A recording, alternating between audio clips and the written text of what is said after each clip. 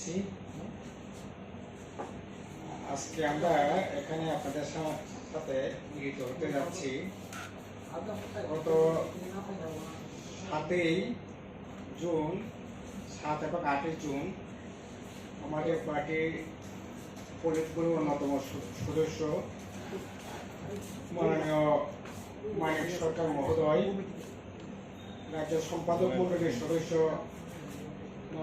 রতন ভৌমিক, সুদন দাস এবং ধলাই জেলার জেলা সম্পাদক পঙ্কজ চক্রবর্তী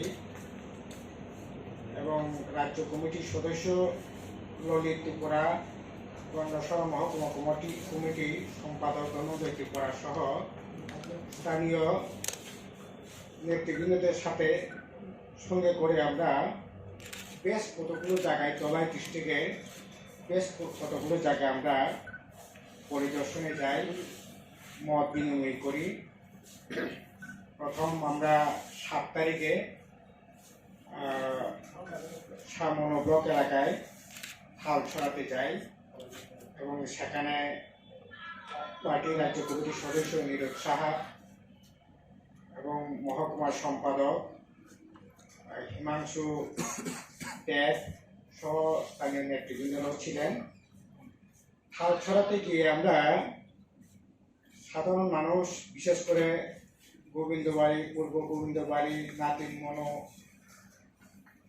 3-4টা ভিলেজ কমিটির লোকজনদের সাথে আমরা মিলিত হই, কথাবার্তা বলি, মত বিনিময় করি এবং সেখানে গিয়ে আমরা জানতে পারলাম সেখানকার এমনিতে যাওয়ার সময় সামনে থেকে হালছড়া যেতে বড় জোর 30-35 মিনিট লাগার কথা, সেখানে প্রায় 1.5 ঘন্টা আমাদের সময় লেগেছে। এত রাস্তা এত যে খারাপ আছে, পরে আমাদের খুব ইয়েতে করেই যেতে হয়েছে এবং যে আমরা হালছড়া বাজার সেটে বসি, এই 3-4টে ভিলেজ কমিটি লোকজনরা আসেন, কথাবার্তা বলি। প্রথমত আমরা যেটা জানতে চাইছিলাম যে এখন তাদের আর্থিক অবস্থা কীরকম, উপার্জন কীরকম, রেশনিং ব্যবস্থাটা কীরকম, আপনারা কেমন আছেন, কি অবস্থার মধ্যে আপনারা আছেন। তারা সেখানে বলেছেন যে খুব দুরূহ অবস্থার মধ্যে আছে। প্রথমত তাদের যে রোজগারের যে ব্যবস্থা, রেগা যে কাজটা হয়েছে অক্টোবর নভেম্বরে 10 দিনে রেগার কাজ হয়েছে, কোনো কোনো ভিলেজে 15 দিনের কাজ হয়েছে। অক্টোবর নভেম্বর পর, অর্থাৎ ইলেকশনের পর কোথাও কোথাও 5 দিন, কোথাও কোথাও 10 দিনে রেগার কাজ হয়েছে। অন্য যে সমস্ত সেখানে লাইন ডিপার্টমেন্ট আছে, ফরেস্ট ডিপার্টমেন্ট বলেন, আরডি বলেন, বা আপনার বিভিন্ন যে প্রকল্প আছে, জায়গা প্রকল্প, এই সমস্ত, বা হর্টিকালচার, এই সমস্ত কোনো ডিপার্টমেন্টের লাইন ডিপার্টমেন্টের কোনো কাজকর্ম সেখানে হচ্ছে না। শুধু রেগা যেটা হচ্ছে এটাও একেবারে অক্টোবর নভেম্বর পর যদি আমরা ধরি, তাহলে পরে ডিসেম্বর, জানুয়ারি, ফেব্রুয়ারি, মার্চ, এপ্রিল, মে, জুন, প্রায় 6 মাস পরে, 5-6 মাস পরে সেখানে 15 দিন 10 দিন করে কাজ হয়েছে।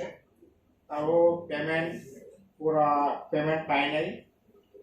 যেখানে 227 টাকা পেমেন্ট পাওয়ার কথা, তারা সেখানে 160 টাকা, 170 টাকা, ম্যাক্সিমাম 180 টাকা পর্যন্ত পেয়েছে। আমরা খবর নিয়ে জানতে পারলাম, তাদের সাথে কথা বলে তারাই বলেছেন যে এটা হওয়ার মূল কারণ হলো এই যে ভিলেজ কমিটিতে যারা তদারকি করে কাজটা করাচ্ছেন, গ্রামের যারা মাতব্বর, সেখানে বিজেপি হতে পারে, ত্রিপুরা মতার হতে পারে, প্রত্যেকটা কাজে 20 জন, 30 জন, 35 জন করে সেখানে লিডার থাকছে। এই লিডারের কাজ ওরা কাজ না করে ওরা পেমেন্ট নিচ্ছে। আউটপুট বেসিসে সেখানে পেমেন্ট হচ্ছে, ফলে তারা তাদের কাজ অন্যরা করতে হচ্ছে। এই কাজগুলো যখন হিসাব করে যখন পেমেন্ট হচ্ছে তখন সেখানে 160 টাকা 70 টাকা, যেখানে 227 টাকার কাজ করেও সেখানে পেমেন্ট পাচ্ছে মাত্র 160 টাকা 70 টাকা, সেখানে 130 টাকা 32 টাকা করে কিনতে হচ্ছে। এই রকম হচ্ছে আপনার লং টেবিলি যে অভিজ্ঞতার কথা আমাদেরকে জানালেন, এবং সেখানে কোনো দল মত নির্বিশেষে সকলে এসছে, এবং আমরাও কাউকে জিজ্ঞেস করে নাই কারা কি পার্টি করেন কি করে, আমরা জিজ্ঞেস করে নাই। আমাদের উদ্দেশ্য ছিল, আমাদেরও উদ্দেশ্য সেটা পলিটিক্স করার জন্য আমরা যাইনি, বা আমরাও শুধু আমরা শুনেছি ঘটনাগুলো, কিন্তু এটা স্বচক্ষে পরখ করার জন্য আমরা সেখানে গিয়েছিলাম। ফলে একেবারে নন পলিটিক্যালি ভাবেই আমরা মানুষকে আবেদন করেছি যে দেখুন এভাবে থাকলে তো হবে না, আমাদের সবাই মিলে কথা বলতে হবে। পাড়ার লোকজন আপনি মথা করতে পারেন, বিজেপি করতে পারেন, যে পার্টি করেন, কিন্তু আপনার তো খোদা তো মথা সিপিএম বিজেপি করে খোদা তো আটকাতে পারবেন না, সমস্যা তো সবারই। কাজে সবাই মিলে আমরা বলছি যে আপনারা কথা বলুন। 8 তারিখে আমরা আসলাম, প্রথম গেলাম আমরা গঙ্গানগর আমবাসা মহকুমার গঙ্গানগর ব্লক এলাকার চাকমা ভিলেজ কমিটি মালদাপাড়াতে, একবারে বাংলাদেশ বর্ডার, মালদাপাড়া থেকে 200 মিটার দূরেই আপনার বর্ডারে কাটাতারে ঘেরা এবং বিএসএফ ক্যাম্প সেখানে অত্যন্ত গরিব মধ্যে আছে, এবং সেখানে আমরা যাই। সেখানেও প্রায় 40-45 মিনিট লাগার কথা, মানে যে রাস্তা সেখানেও প্রায় 1.5 ঘন্টা উপর লেগেছে। রাস্তা খুবই খারাপ, বিগত সরকারের আমলে যে রাস্তাটা হয়েছে এরপরে কোনো রিপেয়ারিং নেই, ইটগুলো পর্যন্ত একেবারে মানে সবটাই উঠে মানে রাস্তাটা যে আছে এটাই মানে বোঝা বড় না, এরকম অবস্থা। ওই মালদা পাড়াতে 303 পরিবার সেখানে আসছে, কিন্তু তাদের এখানেও দেখলাম এলাকা ঠিক মতো এই যে অন্যান্য যে অভিজ্ঞতার কথা, একই অভিজ্ঞতা সেখানেও আমরা দেখতে পেলাম। সেখানেও এলাকার ঠিক মতো কাজ হয় নাই এবং পেমেন্ট ঠিক মতো হয় নাই, সেখানেও একই অবস্থা আমরা দেখছি। এবং সবচেয়ে বড় সমস্যা সেখানে বৃষ্টি আসলে পরে কোনো গাড়ি ঘোড়া যায় না। ওরা সপ্তাহ বাজার আমবাসাতে আসে, এবং গাড়ি ভাড়া তো বলে লাভ নেই। আপনার একটা মানে কলাশরি বা যে কোনো সবজি বনজ সবজি নিয়ে গেলেও সেখানে যা নিয়ে যায় তার অর্ধেকের উপর গাড়ি ভাড়াতেই চলে যাচ্ছে রাস্তার জন্য, মূলত রাস্তার জন্য এগুলো হচ্ছে। এবং সেখানেও আমরা দেখলাম একই অবস্থা, কাজকর্ম নেই, মানুষ কোনো রকম আধা পেট খেয়ে সেখানে জীবিকা নির্বাহ করছে, এবং খুবই দুরূহ ব্যাপার। তারপর সেখানেও লাইন ডিপার্টমেন্টের কোনো কাজকর্ম নেই। তারপর সেখান থেকে আমরা আসি গঙ্গানগর। যদিও আমাদের থামবার কথা ছিল না, কিন্তু মানুষজন জড়ো হয়ে আমাদের সেখানে থামিয়েছে এবং তাদের অভাব অভিযোগ বলার জন্য। সেখানেও আমরা খোঁজখবর যেমন নিয়েছি, তারা তাদের তরফ থেকে সেখানে বলেছে সেখানেও খুব খারাপ অবস্থার মধ্যে আছে তারা। এবং সেখানে একমাত্র জানতে পারলাম, শুনলাম রেগা সেখানে 5 মিনিট 10 মিনিট রেগা হয়েছে, কিন্তু একটা আশার দিক হলো ফরেস্ট ডিপার্টমেন্টের কিছু কাজ নাকি গঙ্গানগরে হচ্ছে 1-2টা ভিলেজ কমিটি। তারা আশা করছে যে বাকি ভিলেজেও সেখানে হয়তো বা পরবর্তী সময় হতে পারে। এখন বেচার থাকবার ন্যূনতম বেচার থাকবার যে রাইট এটা পর্যন্ত থাকছে না। এখন আমরা জিজ্ঞেস করলাম বা তারাও বলেছে রেশন ব্যবস্থাটা কিরকম চলছে।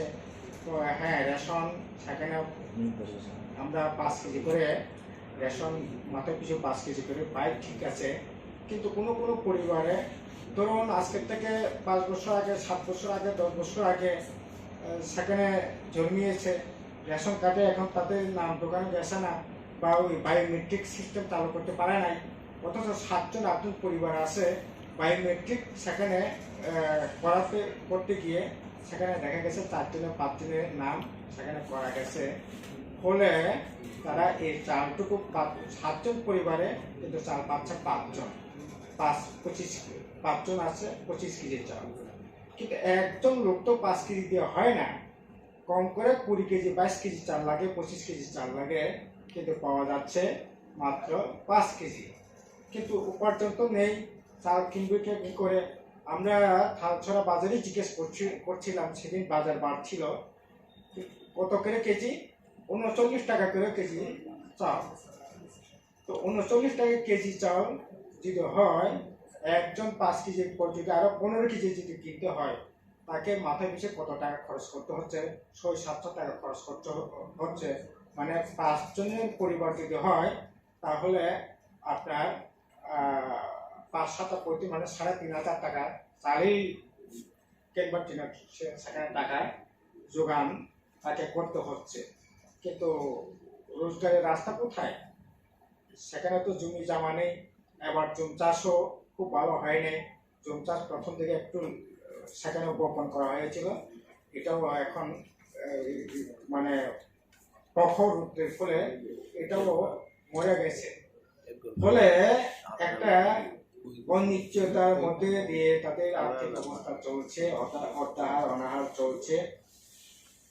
অনুরূপ ভাবে আমরা থালছড়া থেকে আমরা এবং আসলাম আপনার রাজদর, মালিদর এবং